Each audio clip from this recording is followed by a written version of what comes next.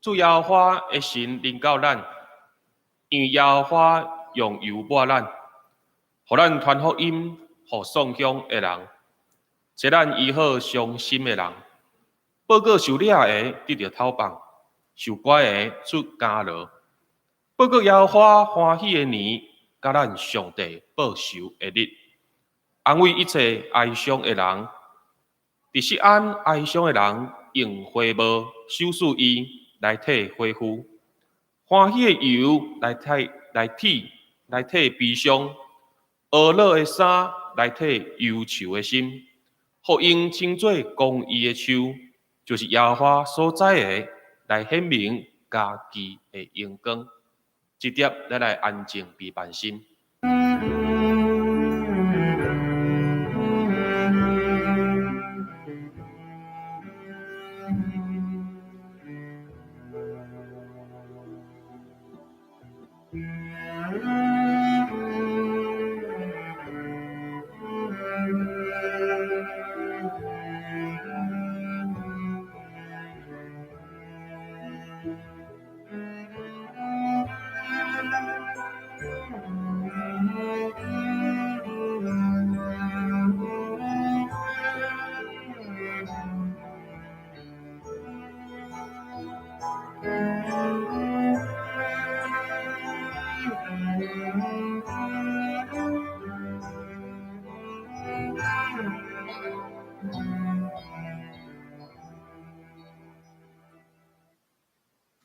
咱做伙来祈祷，亲爱的天父上帝，阮感谢你，通过你的圣囝耶稣基督，竞选呼召阮来成做伊的门徒。你要差派阮进入人群，进入社区，来做光、做盐。但现在，教会成做社会的模范，大声配合政府来实施这个网络的礼拜，避免人甲人之间的这个接触。总是主上帝，当全地的人、全世界的人，拢伫厝内无法度出来的时阵，独独基督徒通过网络继续来敬拜你。主上帝，这是一个恩典。也愿主上帝你的神，毋若是运行一礼拜长，或者敬拜的人员，你的神常常也运行至每一个厝内底敬拜你的信徒。愿主上帝，你的神掌管一切的礼拜，拢团顺遂。特别今仔日，你所竞选呼召的萝卜。一光的这个音乐侍奉团队，要带来诗歌以及生命见证的分享。求主上帝拍开阮每一个人的心门，对这个中间来得到领受、启示、安慰甲扶持。嘛愿主上帝互阮领受今仔日的礼拜了后，主啊，阮的生命要重新得到开力，阮要得重新徛起来跑走信仰的路程。主上帝，阮将今仔日的礼拜自头到尾全然仰望伫你。愿安尼向你祈祷恳求，是奉靠主耶稣基督的名，阿门。这点，咱要来领受主上帝授予予咱的话。今仔日的经文记载伫新约以弗所书1章11节到28节，以弗所书1章11节到23节。无需来读，咱做伙来听。11节，万物拢照上帝的计划甲决定来完成。上帝照伊大成决定的旨意，通过基督竞选阮来承接伊的家业。安尼是要互阮遮的大成，将毋望放伫基督的人，通上赞上帝的荣耀。通过基督，恁嘛有听到真理的信息，就是迄个互恁得救的福音。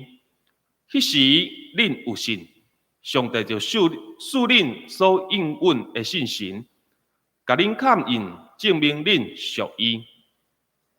圣神保证咱通承接上帝所应允的家业，直到互属伊的人得到完全的自由，通上赞伊的荣耀。因为安尼，我一个听到恁对主耶稣有信心，对所有的信徒有疼心，就有着恁不时的感谢上帝。我伫基督中少年恁，祈求咱的主耶稣基督的上帝，荣耀的天父，赐信神，互恁有智慧甲启示，通入捌伊。我恳求上帝开恁的心眼，互恁通知伊警调恁来得到毋望是啥物。伊对伊的信徒所应允的祝福，哪里丰富？伫咱信伊的人中间的运行的权能，哪里大？伊有运用这个气力，互基督对世人中各活，佮互基督伫天顶坐伫伊家己的正边。21节，伫遐超越所有的统领者、掌权者、权力者、主政者，以及现在到将来会当称呼的含头。上帝互万有拢屈服伫基督的骹下，互伊做教会元首，统治万有。教会是基督的身体，是充满万有的基督所完全充满的。接续，咱要邀请一光音乐侍奉团队来引带咱来敬拜，咱邀请因。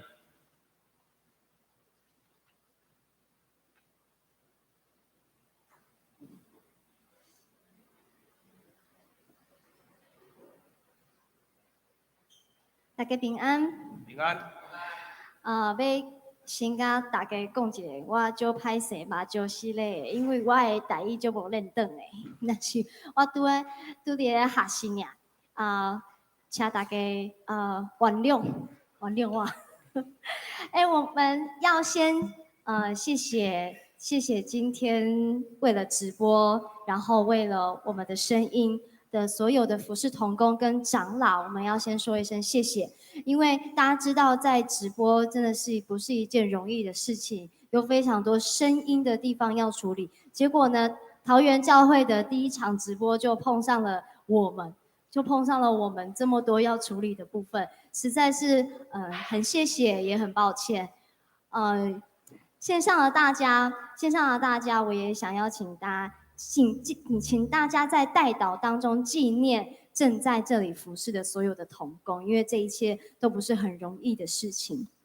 那我们跟桃园教会一样，都是第一次面对台下没有什么会众，然后我们必须不知道眼睛要往哪里看，然后想象我们讲的有很多人在听，这样想象我们是跟很多人在互动，这样。然后请大家多多包容。然后呢，也勉励大家，就是虽然我们在线上做礼拜，但是我们的心与神同在。我们先来听第一首诗歌叫做《用爱包围》。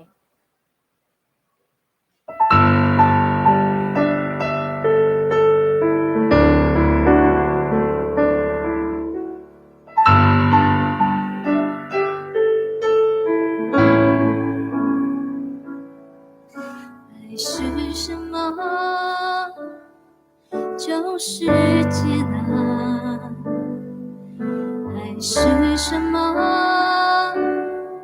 就是包容。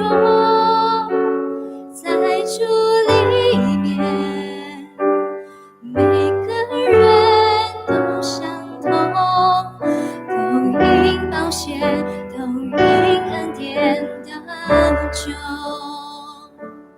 爱是什么？就是接纳。爱是什么？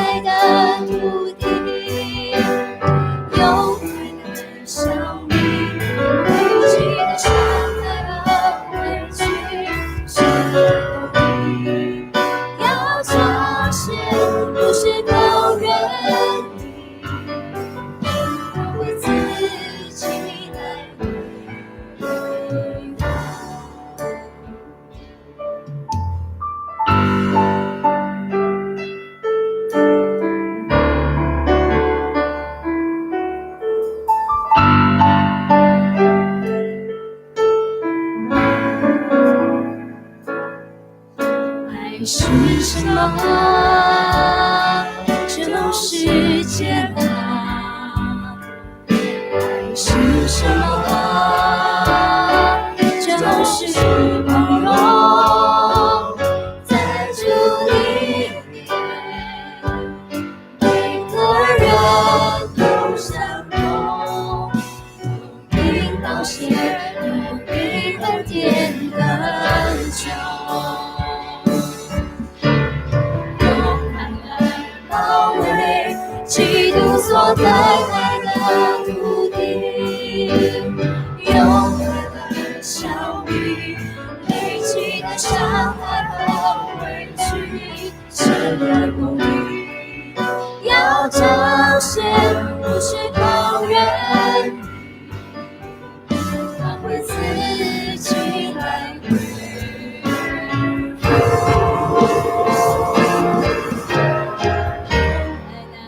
包围基督所得来的土地，用爱来消弭累积的伤害和委屈，神的公义要彰显，不是口愿，他会自己来回。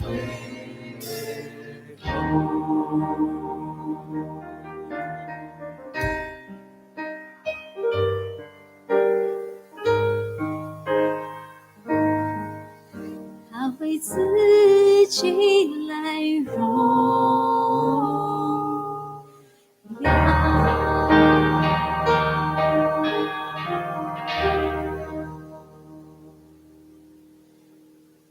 本来呢，我们第一首诗歌就是大家周报上面可以看到的《全新的爱》。《全新的爱》是一首很轻快的诗歌，然后需要大家跟我们一起跳舞的诗歌，有非常多的动作。但是呢，我们觉得好像我们自己在台上跳舞的话，然后台下没有人理我们的话，会觉得有一点奇怪，所以我们就用了《用爱包围》这首歌来替代第一首诗歌。《用爱包围》原本就是写给比较弱势，然后他经常被批判的，并经常被论断的人。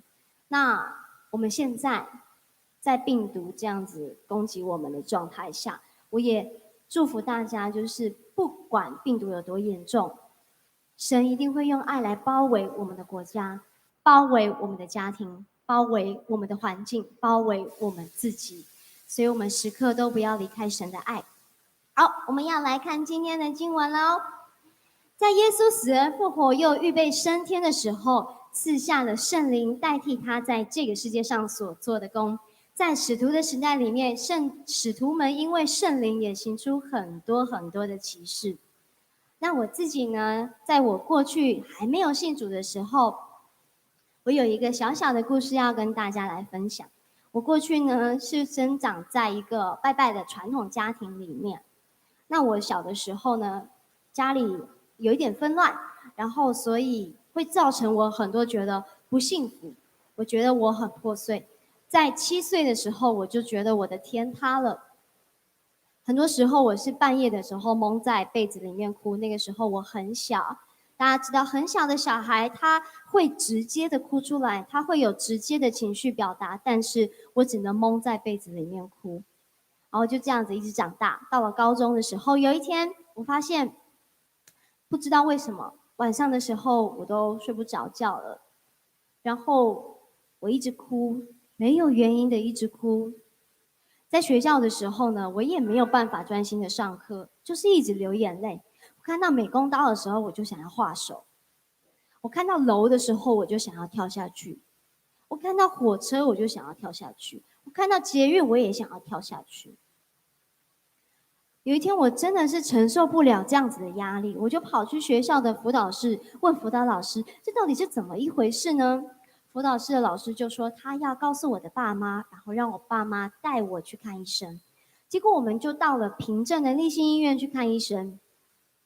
看医生之后，那个医生就说自己有一点严重，他没有办法下诊断，所以要我去比较专业的门诊。所以我们就到了桃园疗养院。桃园疗养院呢，就是一个医治偏向脑内精神疾病的医院。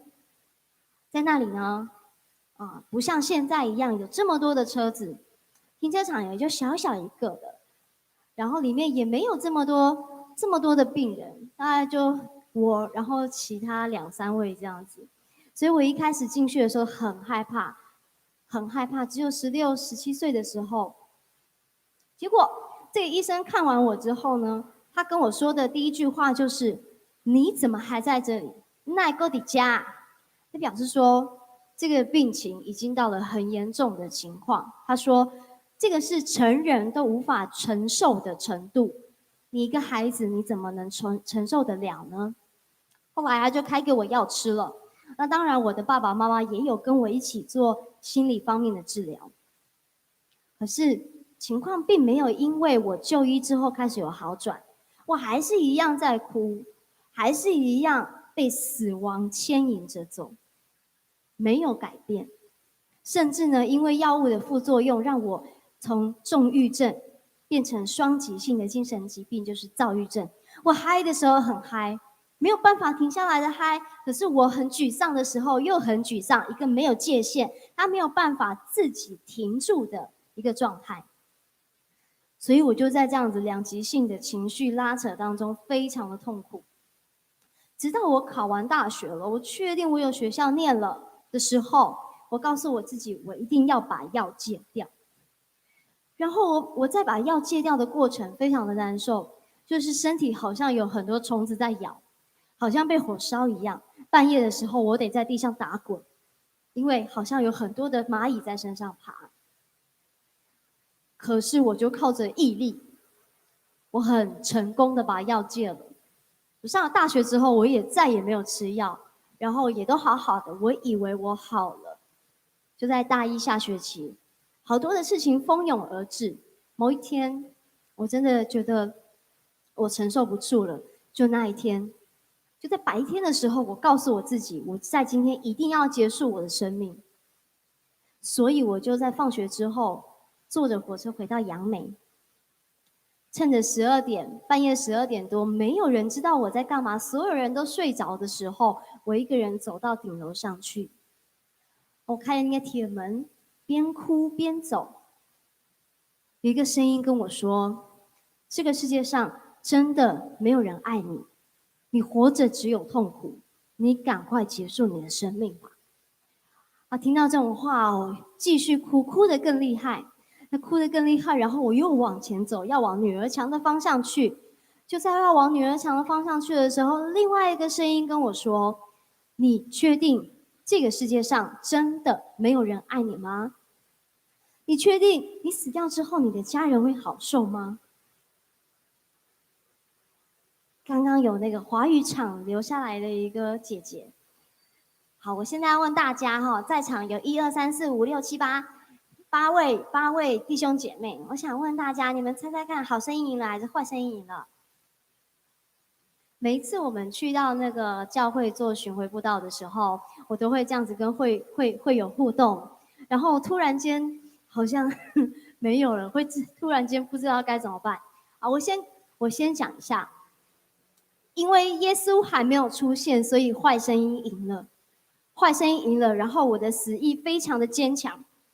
我告诉我自己，就是人啊，如果从那个楼掉下去的时候，可能就是断手、断脚、断骨头、断脊椎，然后一辈子躺在床上而已。可是如果头直接着地的话，直接坠地的话，我们就会必死无疑。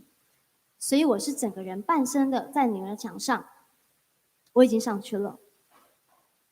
我决定我一定要头着地死掉，马上死掉。可是呢，就在那个时候，有一个力量把我从女儿墙上拉了下来，我就瘫软的跪趴在地上。接着我的嘴巴里面喊出：“主啊，救我！”我喊了这4个字，而且我喊了3次。刚刚大家知道，我不是出生在基督教的家庭，我是出生在拜拜家庭里面。我的妈妈在我每一次想要有这个死亡念头的时候，她都会跟我说：“你一定要赶快念佛号。”我每次都有念，甚至就是这一次我也念了，就是因为我也念了，所以我就往那个女儿墙去了。在我跪着的时候，圣灵引导我，圣灵就在我的里面，他让我喊出了主啊救我。我总共喊了3次，就像扫罗在大马士革，他见到天有光照下来那样。那一天晚上，我也仿佛有了扫罗那样的经历。后来扫罗才变成了保罗，我也才变成了基督徒。后来这个力量把我从地上拉起来，然后你可以感受到你的背后有一个人的手在推着你，推着你。然后那一天我就这样被推啊推啊推回了房间，而且是我很长时间以来没有这么平安的睡着过。后来我就进到了教会，进到教会之后再也没有离开他，然后也再也没有发作。我们来看来看第11节的地方，第1章11节，我们也在它里面得了基业，这原是那位随己意行作万事的，照着他旨意所预定的。因为他的拣选跟拯救，让我这个生长在传统信仰家庭的人，有机会可以在它里面得了基业。得了基业的意思就是，我们被抽签抽到了哦，被抽到了，你可以获得上帝为你所留的产业。这不是我们的功劳，这是上帝白白的恩典。而且在我们相信了基督之后，还会领受圣灵为印记。这个印记是什么意思呢？印记就是保证的意思。上帝借由圣灵给你保证说，你从现在开始成为我的儿女了哦，你从现在开始就是跟我一同承受产业的人了。这是何等大的恩典。好，我们现在来听听看这一首歌，谢谢你的爱。谢谢你的爱，就是在我进了教会之后没有多久，为了纪念这个忧郁症、重郁症、躁郁症被神医治好，而且再也没有复发，为了纪念他是一个比世上所有的医生都还要伟大的医生而写的。我们来听听看这首谢谢你的爱。如果在场的会友们，如果你们觉得这首歌是一个很简单也很好听的话，欢迎你们一起跟我们一起唱。那在家里做线上敬拜的朋友们，也欢迎你们一起来唱。在我人生的低谷，你将我拉住，你的荣光照耀，使我不偏向走道路。主啊，你是何等荣耀，你掌管并保守，感谢我的生命有你同在。谢谢你的爱，谢谢你一直都在，你是我生命的磐石，是我永远不受害。谢谢你的爱，谢谢你温柔心怀，我要跟随你的脚步，在我生命中永远不离开。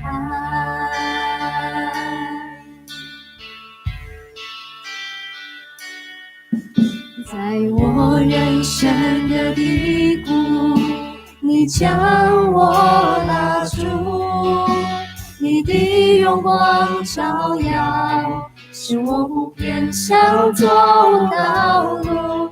主啊，你是何等荣耀，你掌管并保守，感谢我的生命有你同在。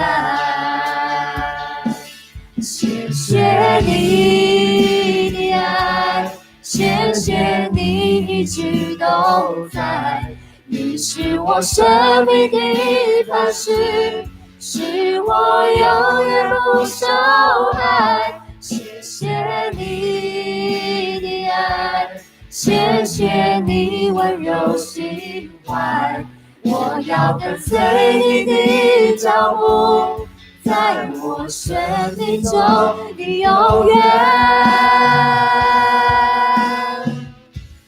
不离开。谢谢你的爱，谢谢你一直都在，你是我生命的磐石，是我永远无所伤害。你的爱，谢谢你温柔心怀，我要跟随你的脚步，在我生命中的永远，不离开。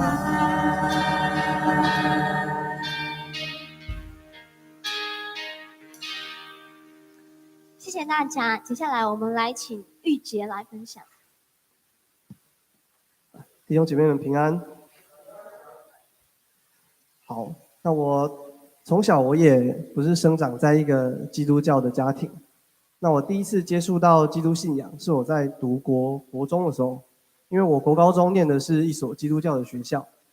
那在那里面，我就是跟着学校的活动，有崇拜，有唱诗歌，然后有讲员的分享正道，然后也有带领大家读经。那在这个过程中，我认识了耶稣基督，那我也读完了4福音书。可是那个时候，我觉得我这样子应该就已经了解了这个信仰，我已经了解了耶稣基督是怎么样的一位神，所以我认为我已经足够了之后，我就没有再继续的把圣经的其他部分去研究研读，我也没有参加聚会，没有跟弟兄姐妹彼此的扶持来共享来祷告。那后来大学毕业之后，我有了一段感情。那个时候的我非常的骄傲，因为我不知道大家会不会有这样子的，有时候会有这样的感觉，就是当我们在我们的原生家庭中，我们看到我们的父母在互相在对待彼此，或者说在对待小孩的时候，我们看到一些不好的部分，我们看到一些我们不喜欢的，然后我们就觉得说，哎呦，怎么会是这样子来对待我们爱的人？然后我们心里就默默想说，那我以后一定不要这样去对待我所爱的人或我的小孩这样子。那事实上那个时候我的心中就是有许许多多这样的一个感觉，而且并且我认为我已经认识耶稣基督，知道他是真神，而且我也知道怎么样做才是对的，然后我也认为我一定可以做到。所以当我就是觉得我一定不会犯下过去的种种错误之后，我就非常的骄傲，非常的自大。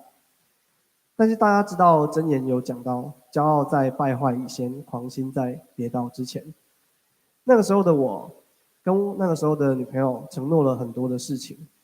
我跟那个时候女朋友说，我一定可以在关系里做正确的事情，我一定可以就是当一个非常好的男朋友，然后不会去犯一些我们所谓的不喜欢大人们做的一些事情。那一开始当然一切都很好，一开始他非常的信任我，然后我们的关系也非常甜蜜。但是随着我们日渐相处，然后一些生活的压力，或者是个性上的不合，然后甚至是未来方向的不同，渐渐显露出来之后，我们关系的张力越来越大，然后也开始出现争吵，开始出现不停的争吵。而就是在这样子压力大的时候，我发现我以前所在家里看到我所不喜欢的事情，我就一件一件的就把它做在我那时候的女朋友身上。比方说我会对朋友很宽容，然后但是对女朋友很苛刻。比方说可能朋友迟到了就跟他说啊没关系啦，然后女朋友迟到5分钟就你怎么迟到5分钟？然后又或者是当是这个问题出现，然后是我的错的时候，我会逃避问题，我会顾左右而言他，我不想承认这是我的问题。那当他很认真的要来跟我讨论的时候，我会生气，恼羞成怒，因为我不想要承认我是不好的。那大家可以想象，在这样的关系下，在这样的处理方式下，关系一定是会走向破灭。所以最后我们当然是分手了，而对方也从一开始他非常相信我讲的话，一直到最后他再也不相信我讲的任何一句话。那在分手之后，我感到非常的痛苦。我感到痛苦不单单是因为我失去了这段感情，而是因为我也不知道怎么样重新再相信我自己。是因为我当初以为我做得到的事情，原来在当苦难真的来临的时候，我全部都做不到。当初我所承诺的事情，全部都成了空谈。那在这个时候，我非常的痛苦，而且我觉得我自己是毫无价值、一无是处，因为我就是当初讲的话，我一个都没办法实现。在这个时候，我非常的绝望，我觉得世界上没有任何人会再爱我了。于是我就跟神祷告，我就跟神说：主啊，主啊，求你不要放弃我。这个时候，神对我说话了，他非常清楚的对我说话。我听到一个声音对我说：孩子啊，我从来没有放弃过你，是你自己先放弃你自己。他说：我从来没有放弃过你，是你自己先放弃了你自己。那听到当下，我是第一个是愣住，然后我开始思考，为什么神会对我讲这样子的话。那随着慢慢的思考，我渐渐有了头绪。原来在我国高中接触到了耶稣基督这位真神之后，但是我只接触了片面，我就自以为了解了这个信仰的全部，我自以为了解了真神他所有的属性。于是我不去聚会，我不去继续研经，我也不与弟兄姐妹交流。原来是因为我自己先设了一个界限，把自己跟神的关系断去了。但是神他还一直等在那里，他还一直在等待合适的机会要将我挽回。于是借着这个机会，我又重新回到教会，然后跟弟兄姐妹聚会，一起读经，然后一起分享代祷。那我失去这段感情的伤痛，也在这样的过程中慢慢的得以平复。那有一次我们在查经的时候，我们读到了罗马书8章26节。罗马书8章26节写说：况且我们的软弱有圣灵扶助，我们本不知道该如何祷告，只是圣灵亲自用说不出的叹息替我们祷告。这时候我突然感受到说，原来在当我们有的时候会可能陷在低潮里，或者是犯了一些罪，做了一些神所不喜悦的事情，然后这个时候像我可能就觉得我是污秽的，我没有资格来到神的面前来向他祷告，我不敢见神的面。但是事实上，就是在我们就算再怎么不堪，我们完全不知道用什么样的话语来面对神的时候，都有圣灵默默的在为我们祷告。大家知道我们受洗成为基督徒之后，心里就有圣灵内住。那事实上，圣灵不管无时无刻，不管我们是在好的状况、不好的状况、高山低谷，是在圣洁的时候、犯罪的时候，他都默默的在为我们祷告。所以事实上，神他从不抗拒我们，就是在污秽的时候回转向他，因为他永远接纳我们，只要我们真心的悔改，他就愿意接纳我们，并且还是一样的爱我们。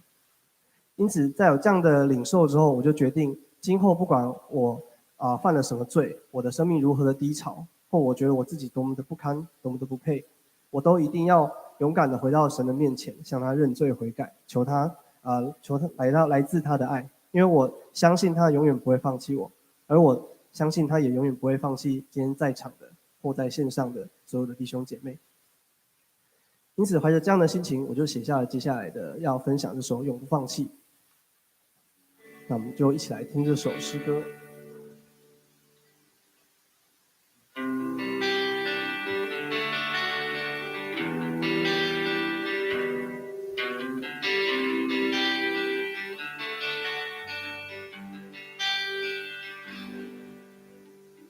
耶稣，你已经拯救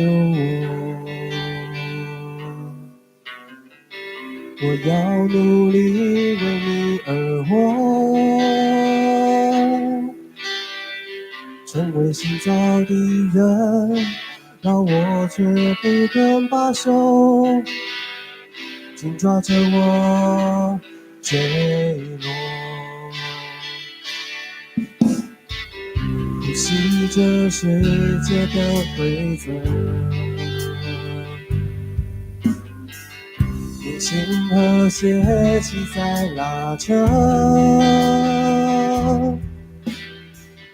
日子身上有我，醒出来由不得我，我的软弱又一次打败我。每一次我犯下过错，在你一次来到你面前，我屈膝，我会有生命为我祷告。你的爱从不曾隔绝，你的手也不曾缩短，因为你，我从软弱成为刚强。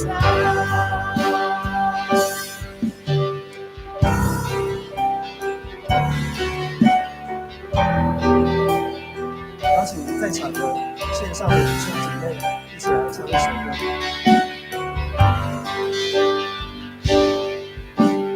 不是这世界的规则，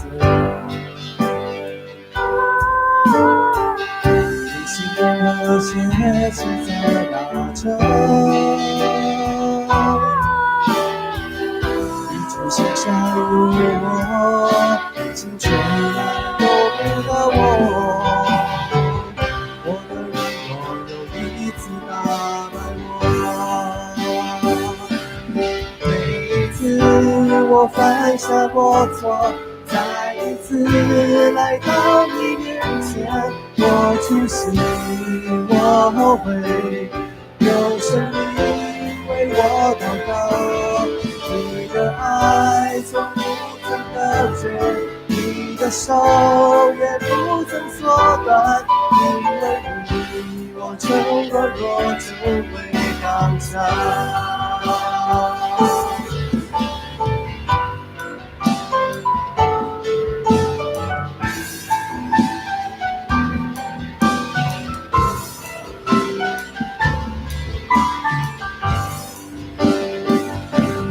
每一次我犯下过错，再一次来到你面前，我屈膝，我会有生命为我祷告。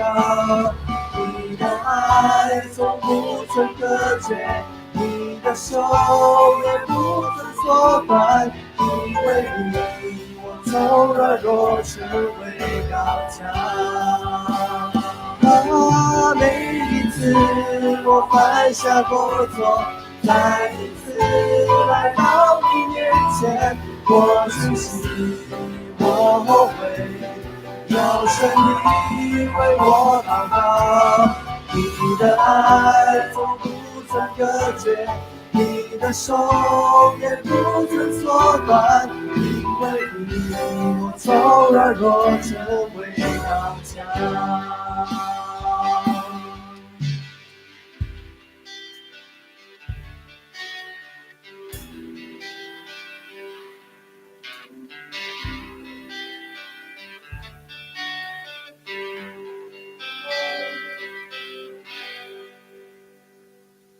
我们谢谢玉洁的分享。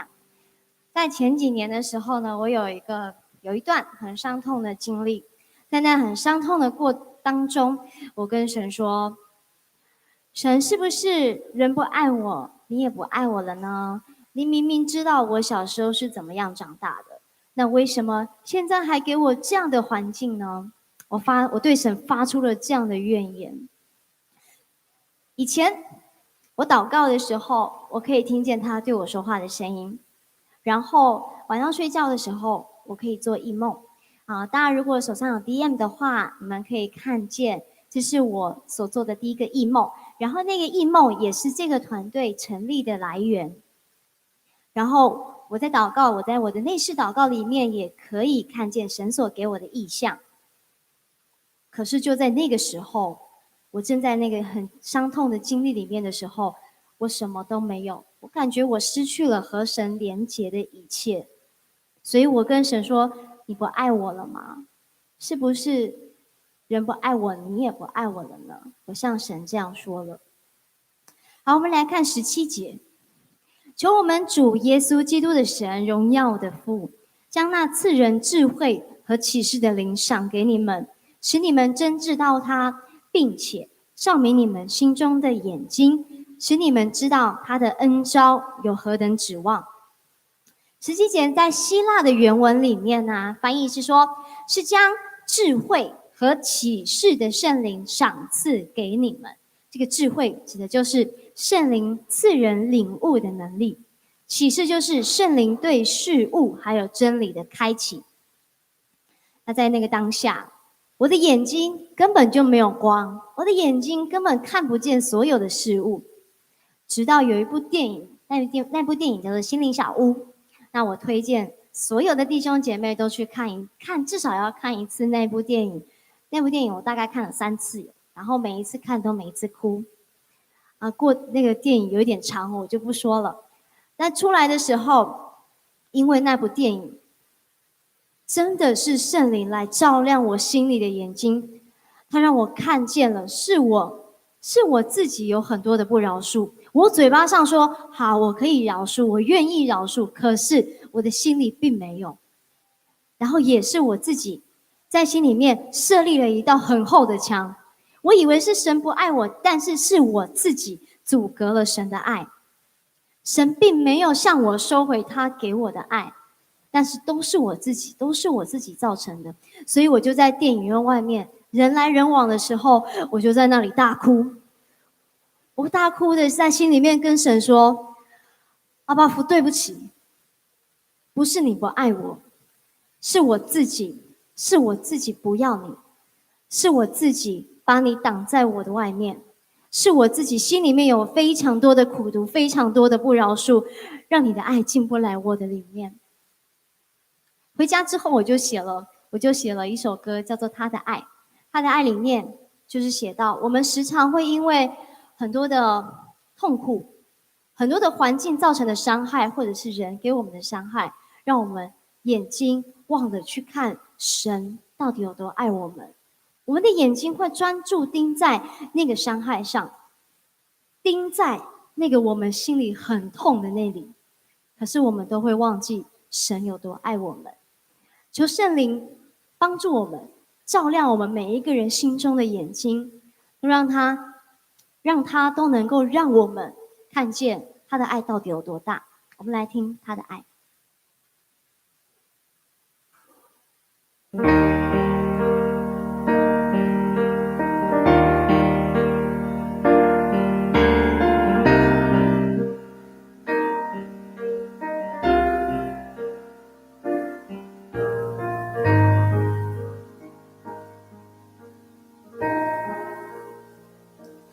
爱我的耶稣曾说，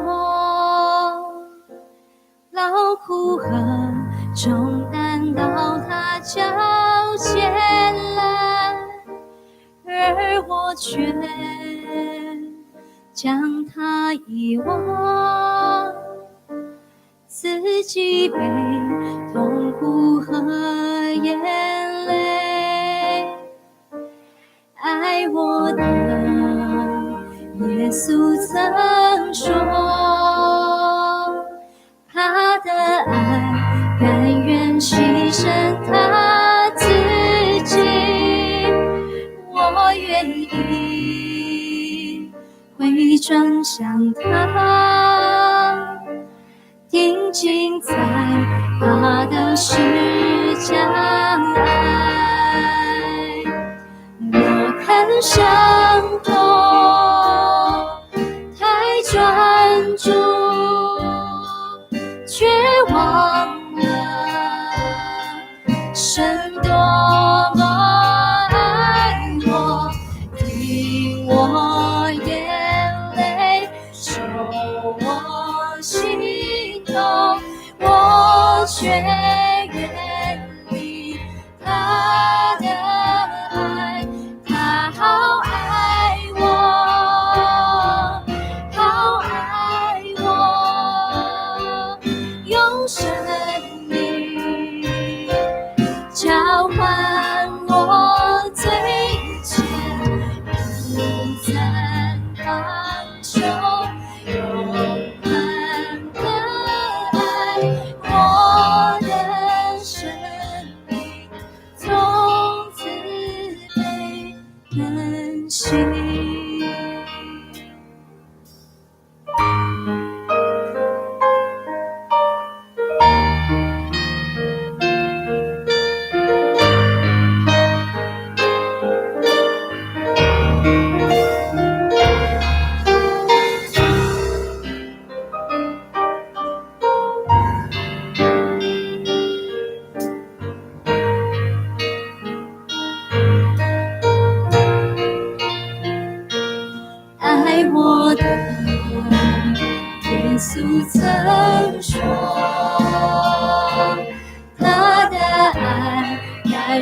牺牲他自己，我愿意为转向他，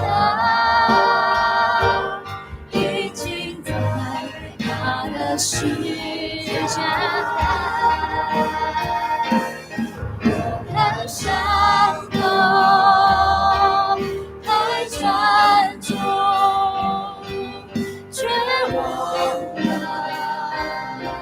神多么爱我，替我眼泪受我心痛，我却愿意他的爱，他好爱我，好爱我，用生命交换我最前，不曾放手，永恒的爱，我的生命从此被更新，很伤痛，太专注，却忘了神多么爱我，替我眼泪受我心痛，我最愿意他的爱，他爱我，他爱我，交换我最前，不曾放手，永恒的爱，我的生命从此被更新，不曾放手，永恒的爱，我的生命从此被更新。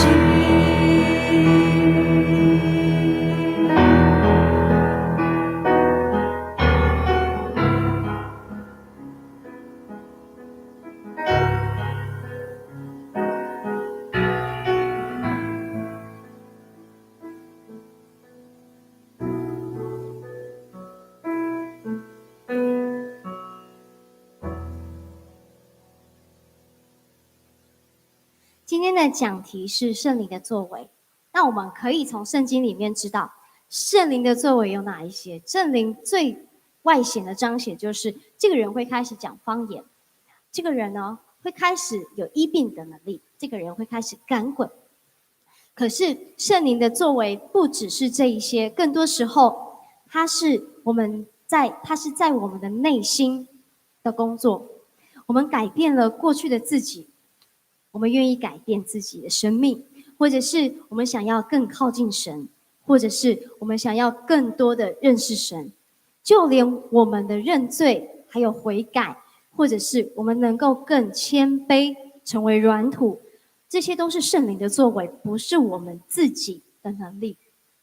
接下来要跟大家分享最后一首的诗歌，那名字叫做《荣耀君王》。《荣耀君王》这首诗歌里面呢，为什么我要先跟大家讲一下，《荣耀君王》这一首诗歌是收录在我们第3张专辑里面。那刚刚大家听见的都是前2张专辑的诗歌，《荣耀君王》在上礼拜才刚刚录完，大家还没有办法在网络上可以看见。桃园教会是第一次，桃园教会是我们第一次发表这一首诗歌。本来牧师有请我选那个赞美啊，然后回应，就是用我们的圣诗来选。那《荣耀君王》这一首诗歌里面就包含了圣诗115，所以我就想说既然都要唱圣诗了，那就来唱这一首诗歌吧。这一首歌其实里面有一个很大的见证。我儿子现在10岁，那他在他2岁的时候，我去参加了一个告别式，而且是长老娘的告别式。然后呢，这个告别式里面，他们都会钉那个白布条，然后用那么粗的木桩去把它钉起来。后来我看他们在拆那个白布的时候，都是直接扯下来的。然后我就想说啊，那木桩太可怕了，一定会掉下来。所以我就很刻意的避开那个木桩掉下来的途径。结果我避开了，那木桩就随着我打到了我的头，打到了我左边的头。那在传统信仰啊，在道教或者是在一般拜拜的想法里面，他们会觉得说，只要是你在这个丧事的场合里面碰到的东西，或者是你被东西碰到了，那你的生命可能就有危险了。的确，我在接下来的13天里面都过得非常的辛苦。就在我觉得我快要死掉的那一刻，我请了一个传道来帮我祷告。后来我回来了，可是我看见了很多小小的飘来飘去的灵，我好害怕，我从来没有这样过。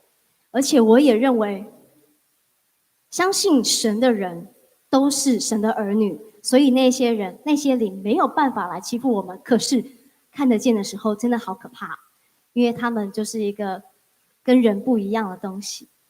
后来内坜教会的牧师带着他的同工来到我们家为我祷告之后，那一天我特别的有平安。就在那一天的晚上，我祷告完毕之后，我看见了神的灵。神的灵非常非常的大，然后扑向我的房子，盖过我的房子，盖过所有的东西。在那一刻我觉得很敬畏，我的心里面不是像看到那个飘来飘去小小的灵一样，很敬畏，很平安。虽然神的灵很大，但是你有满满的平安在里面。好，就像我们现在在被这个疫情包围的当中，我们要相信我们的神比所有的疫情都还要大，比所有的病毒都还要大。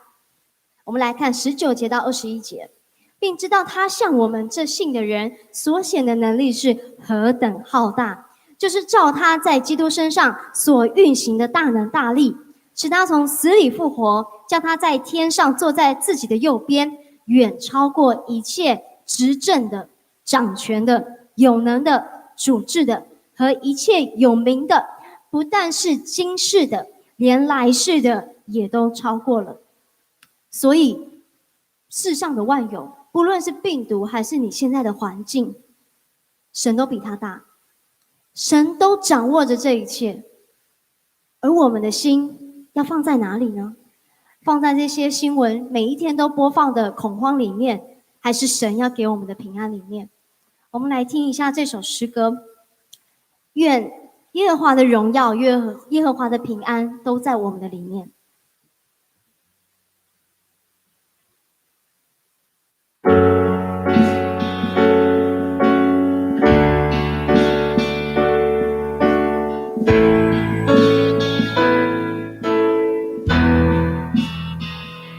十字架上的救赎，流出宝血，流出恩典。十字架上的全能，赦免我罪，洁净我的灵。十字架上的君王，荣耀君王的神君王，他带上冠冕，他将要再来。荣耀君王的神君王，那就是耶稣。十架上耶稣，荣耀君王的神君王，他带双冠冕，他君王的神君王，那就是耶稣，是家乡耶稣。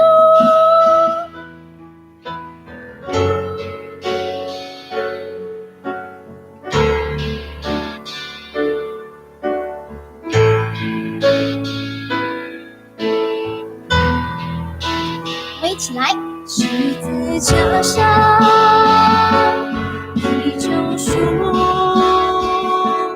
流出宝血，流出恩典。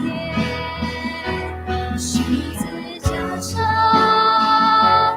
的全能，赦免我罪，洁净我的灵。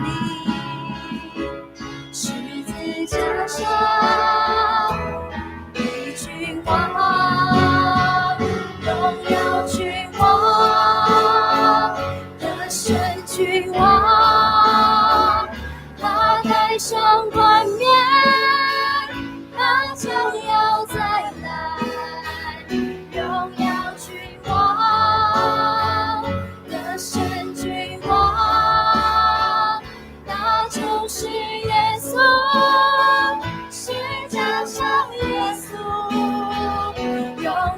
君王的神君王，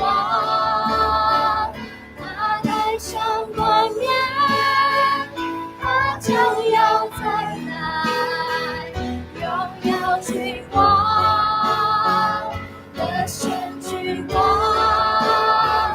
那就是耶稣，是家乡耶稣。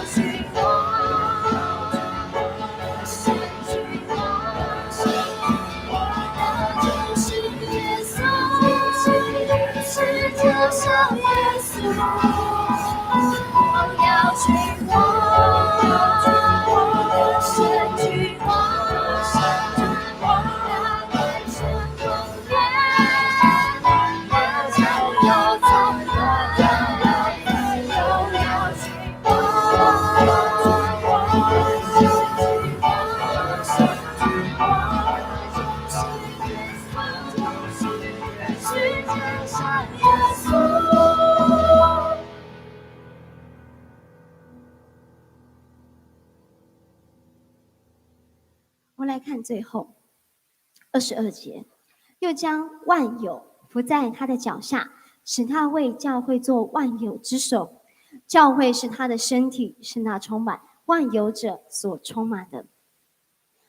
最后要跟大家用这首歌再勉励一次，在疫病一直蔓延的现在啊，当然我们多少心里都会很不平安，但是在这个不平安的时刻，我们更加要连接于教会，因为教会是基督的身体。我们不要因为我们是在线上聚会，然后我们就松懈了，因为神无时无刻他都在鉴察我们，他都晓得我们。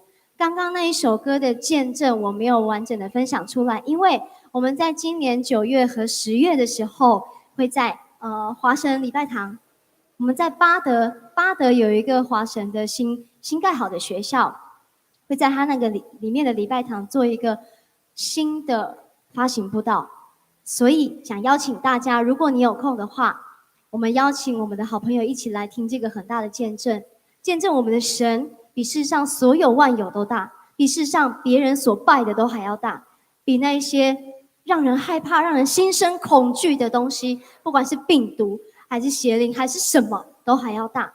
我们向我们的亲朋好友一起见证这一位神。谢谢大家。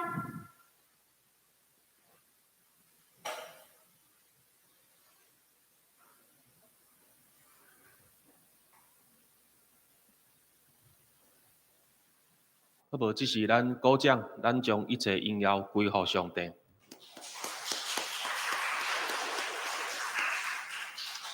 咱做来祈祷，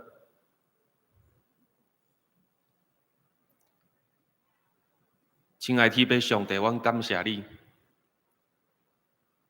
今仔日通过你的罗卜，就是一光音乐侍奉团队，这当工因用诗歌，甲因的性命的见证，互阮知影一件代志，真做耶稣的门徒，不再是阮是第几代的基督徒。若是讲真正有甲上帝你相见面，真正互主耶稣来蒙着，真正得到信心的充满甲启示。主上帝，阮感谢你，今仔日通过安尼一个福音团队，倒一摆来甲阮提醒，阮毋是到阮的人来到礼拜堂，阮必须爱将阮的心、阮的神，嘛再来礼拜堂，直接用心灵甲心实来敬拜你，嘛伫这中间来听你的话语。都靠信神的启示来明白你，明白主上帝你的旨意。愿主上帝今仔日你通过这诗歌甲见证，倒一摆来甲阮激励。特别不管是第一代的基督徒，还是几仔代的基督徒，拢真正伫你上帝、你伸手、你亲自来望着阮。来牵带阮，来引带阮，互阮行出来，嘛当互阮小人款用性命来做见证，见证你的大权能，见证你的大智慧，见证你手术互世间的一个计划，都是万人拢通倚靠主耶稣来得救，来得到讨棒，来得到扶持。主上帝，阮感谢你。通过今仔日安尼一个福音之日，倒一摆，互阮的心得到火热。愿主上帝将这个火热继续延续落去，进入阮的生活，进入阮周工的每一个行动。主，阮感谢你，阮将一切荣光拢归乎你。阮安尼向你祈祷，感谢是奉靠主耶稣基督的名，阿门。伫遮，我倒一摆来介绍今仔日来到咱中间的这个福音团队，一光的这个音乐侍奉团队，咱请伊起立好无？咱拍鼓啊，甲因感谢。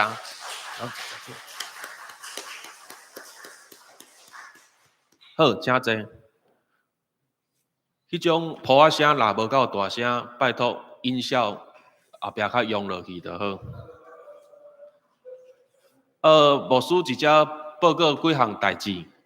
咱看去咱伫线上的即个兄弟姊妹，咱看伊讲现场无啥物人，是因为讲教会正做社会即个典范，所以大圣就是讲无实体，甲兄弟姊妹三个组织一只做礼拜，总是相共款，咱用即个网络顶悬线上网络的即个崇拜方式，毋望咱每一个兄弟姊妹拢会当用心灵甲诚实一只来敬拜。我想既然政府爱咱毋通四界拍走，嘛无来到礼拜堂，你可能感觉讲关伫厝内底真艰苦，总是我要一只甲咱提醒，咱一定即是即个教会节期、大斋节期，华语是讲大斋节期、大斋节期。这个大斋节期，就是要来思想上帝怎样通过主耶稣基督伊的受难，以及十字架顶的这个受死，来完成咱每一个人的这个救赎。所以毋望咱伫这个节期，一厝内底安静读圣经、祈祷、求信心，倒一摆定生来调整咱的性命，互咱的性命会当得更新来改变。安尼有阿门无？好，安尼有够大声。一只我想咱伫线上的兄弟姊妹嘛有一个问题，就是讲明仔来奉献。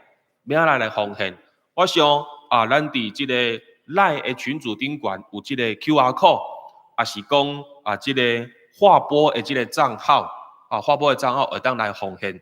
总是牧师一只要特别甲咱呼吁，因为今仔日咱看到一个真好的福音团队，伫这中间来一只服侍，分享真水的诗歌。所以礼拜堂6楼办公室有放即个一光音乐侍奉团的即个奉献地。你若是要用现金奉献的话，请咱来到教会6楼办公室，这奉献地甲 DM 拢放伫奉献箱的边仔，甚至讲你要摕回去，要来用划拨的方式，拢无要紧。毋望咱当继续通过金钱也好、代祷也好，继续来支持安尼一个福音团队，帮赞因伫即个台湾各所在，拢继续来做见证。继续来服侍，阿们。最后，咱做伙起立来领受主上帝予咱的这个福分，咱做伙来祈祷。愿主耶稣基督的恩典、天父上帝的疼痛，以及信神的相通引带，愿三位一体上帝你的神，常常来望着阮。常常来扶持阮，常常来使用阮的性命，会当互阮通做见证，荣光你的名，对即时直到永世代无尽。阿门。请坐，咱灭祷散会。